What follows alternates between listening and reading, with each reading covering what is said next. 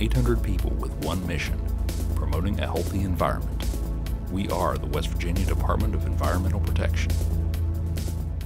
Measuring the water quality and biological health of West Virginia's rivers and streams is the job of a team of geologists, biologists, engineers, and environmental scientists.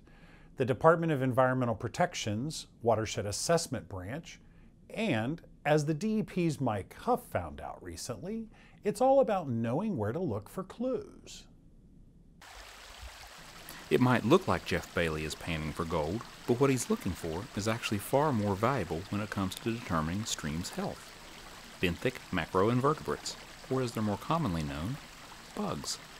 A lot of people will recognize the names mayflies, stoneflies, caddisflies, midges, crayfish.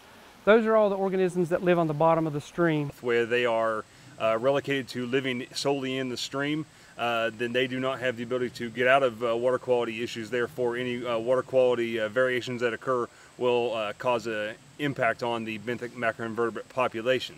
And then based on what we see as far as numbers, diversity, that can help us give an idea as to what the water quality is like throughout the course of an entire year or multiple past years. Jeff Bailey and Nick Murray are part of the DEP's Watershed Assessment Branch. They, along with the rest of the team, are surveying this small tributary in the Cabin Creek watershed. The team checks water chemistry and physical habitat of the stream, looking at fish and insect populations, and checking for things like pH, conductivity, sediment, and dissolved oxygen levels. They're looking for problems upstream that could affect water quality downstream. All these small-headed water streams cumulatively make up what's going on downstream in the bigger stream. So if you have a lot of problems in your headwater streams, you're going to have problems downstream in the bigger rivers and streams that most people recognize as being a river that they can fish in or swim in or get water from or something like that. So it's real important to have good water quality from the start. The team spends most of its time in the field from early spring through mid-fall, gathering samples for analysis back at the lab. What they learn goes into a growing database of information that helps scientists track overall watershed health from year to year. We can look at different watersheds throughout the state and expect to see different invertebrate populations. And when we get to a site, if we don't find such populations, then we can usually tie that back to some form of habitat disturbance or water quality related disturbance. And if a stream isn't meeting water quality standards, a cleanup plan called the Total Maximum Daily Load, or TMDL, is developed. The TMDL plan identifies the source of the pollution and develops a strategy for containing, reducing, or eliminating it.